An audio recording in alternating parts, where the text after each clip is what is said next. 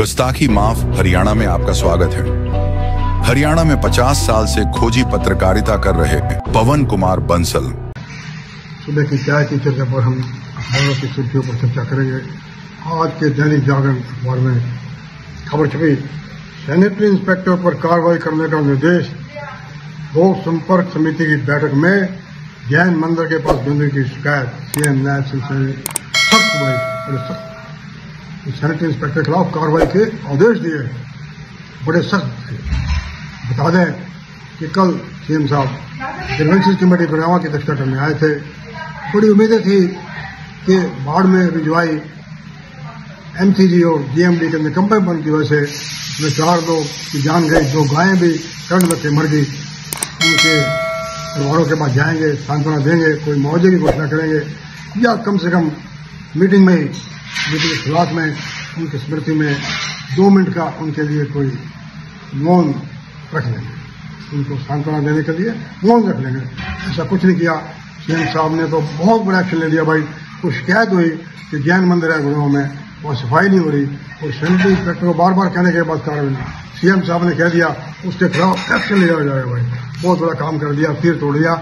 इतनी तो मान्यता होनी चाहिए, कम से कम जो लोग बाढ़ में मारे गए उनके खिलाफ उनके घर जाकर शोक संदेश देते, परिवार को मिलते, सांत्वना देते या फोन पे बात कर लेते, वीडियो पे बात कर लेते। और ये उम्मीद थी कि जीएमडीए और ये जो एचएसवीटी और एमसीजी को जो निकम्मे अफसरों की वजह से बाढ़ आई, ड्रेनेज पे 500 करोड़ रुपये लगा दिया पिछले कई साल में, फिर भी पानी खड़ा हो गया कई दिन तक। उनके खिलाफ कोई कार्रवाई नहीं की। सीएम साहब ने निराश किया। खैर समरथ को नहीं दोस्त गोसाई एससीएस और आईएएस अफसरों के खिलाफ कार्रवाई करने के लिए बहुत बड़ा गुर्दा चाहता है। गुर्दे की जरूरत होती है। सैनिटरी इंस्पेक्टर के खिलाफ तो कार्रवाई हो जाती है। एक चर्चा करें, आईएएस अफसर रिटायर्ड वीरेंद्र सिंह को पद दे दिया है सोनीपत और हिसार की जो मेट्रोपॉलिटन डेवलपमेंट एजेंसी है, एडवाइजर होंगे। भाई आपको बता दें कि ये वीरेंद्र सिंह रिटायरमेंट के बाद इरिगेशन के एडवाइजर भी थे। अब तक वहां से रिटायर हुए, वहां से टर्म पूरी, उनको नया पद दे दिया। और भी कई अफसर हैं, खुदर साहब हैं, अपने राजेश खुदर जी रिटायरमेंट के बाद चीफ प्रिंसिपल सेक्रेटरी लगे हुए हैं। और डेसी साहब का तो कमाल ही है भाई, डीएस डेसी साहब का चीफ सेक्रेटरी रह चुके जनाब, उसके बाद चीफ प्रिंसिपल सेक्रेटरी रह चुके, एक रेगुलेटरी अथॉरिटी के चेयरमैन रह चुके, कितने पदों पर रह चुके। अब भी कोठी और कार और आमदनी का लालच नहीं छूटता। अभी कोई लोकल बॉडी की एडवाइजरी के सलाहकार है। और यहाँ गुड़गांव में जीएमडी के दफ्तर में क्लर्कों की जगह बैठे रहते हैं। सारी उम्र बेकार, कोठी कार, लालच नहीं छूटता। जाते हैं रिटायरमेंट के बाद भी उनको कोई ना कोई पद मिलता। इसकी चर्चा करेंगे हम। ट्रिब्यून में खबर छपी, Supreme Court raps Haryana SIT और misdirected probe against Ashoka University professor. Ashoka University professor के खिलाफ जो जांच करी है एसआईटी हरियाणा की, उसके कामकाज पर लेकर सुप्रीम कोर्ट के जज सूर्यकांत ने टिप्पणी की है। उन्होंने कहा, आपको बता दें कि अशोका यूनिवर्सिटी के प्रोफेसर ने एक ट्वीट किया था, अली खान ने ट्वीट किया था कोई सेना की कार्रवाई को लेकर। उसको उन्होंने वुमेन कमीशन ने संज्ञान लेकर एफआईआर दर्ज करवा दिया, कह दिया ये महिलाओं का अपमान है, सेना का अपमान है।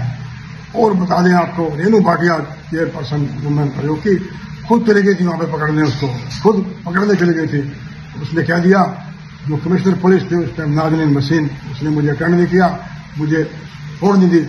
आनंद फानंद में उसका तबादला करवा दिया और ममता सिंह को वहां पुलिस कमिश्नर करवा दिया। अब सुप्रीम कोर्ट ने कहा है कि जो ट्वीट था आपको उसी की जांच करनी थी ना, ऑब्जेक्शनेबल है नहीं, आपको क्या जरूरत थी उनके डिवाइसेज गैजेट वगैरह सीज करने की। एक चौथी हम चर्चा करेंगे। फिर खबर छपी, प्रोटेस्ट के बीच में सीएम सैनी ने कहा, यासिन सैनी ने, अलंगपुर गांव के लोगों की शिकायत, इनका केस हम सुप्रीम कोर्ट में रखेंगे। आपको बता दें अलंगपुर गांव में जो पीएलएमपीए फॉरेस्ट की प्रोटेक्टेड लैंड है, बड़े लोगों ने अपने प्रभावशाली लोगों ने फार्म हाउस बना के हैं। एक अलंगपुर गांव भी है, और तोड़ फोड़ हुई तो दीपेंद्र हुडा, बसंत चौटाला, टिकैत साहब आए, गरजे वहां पे।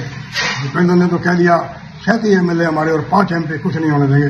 अरे दीपेंद्र जी, ये जो डिमोलिशन हो रही है सुप्रीम कोर्ट के आदेश पर हो रही है, आपके एमएलए और एमपी क्या करेंगे? आपके 1 लाख लोग भी क्या करेंगे? सही तरीका तो यह था, उन्हें भड़काने के बजाय, नेतागिरी चमकाने के बजाय आप दीपेंद्र जी सुप्रीम कोर्ट में याचिका डालते, पुनर्विचार याचिका, इनका मामला सहानुभूतिपूर्ण विचार करें। और कृष्ण पाल गुर्जर जो केंद्रीय मंत्री है, उन्होंने सही रास्ता निकाला। फरीदाबाद से एमएलए को लेकर कल सीएम नायब सानी से मिले और अनंतपुर गांव को इससे अलग करने की, तोड़फोड़ से अलग करने की मांग की। सीएम साहब ने आश्वासन दिया आपकी बात को सुप्रीम कोर्ट का रखी जाएगी। सही किया भाई, भड़काने से कोई काम थोड़ी बनता है। ये ऑर्डर सुप्रीम कोर्ट के हैं वो तो मानने ही पड़ेंगे। आपको बता दें कि 45 साल पहले एक अफसर आर.सी. राव जो कंसोलिडेशन महकमे में डेवलपमेंट में उन्होंने लिख दिया था अनंतपुर गांव में लोग जो अपने जमीन, शामला जमीन है, चारगा की जमीन है, अपना हिस्सा चकबंदी में नाम करवाकर बड़े बड़े बिल्डरों को बेच रहे हैं। ये तो अब तक बड़े बड़े प्रभावशाली लोगों ने अनंतपुर में, पहाड़ियों में बड़े बड़े फार्म हाउस बना लिए हैं। असल में गांव की आड़ में कि गांव को उजाड़ा जा रहा है। हम भी कहते हैं गांव में जिसने मकान बना लिया ना उजाड़ा जाए, सुप्रीम कोर्ट को सिलेक्शन दे, लेकिन बड़े बड़े फार्म हाउसों पर गुजरा जरूर देना चाहिए। और इस पंचायत के वजह में ऐसे लोग भी शामिल थे जिनके खुद के फार्म हाउस गिरा दिए गए। भाई नमस्कार।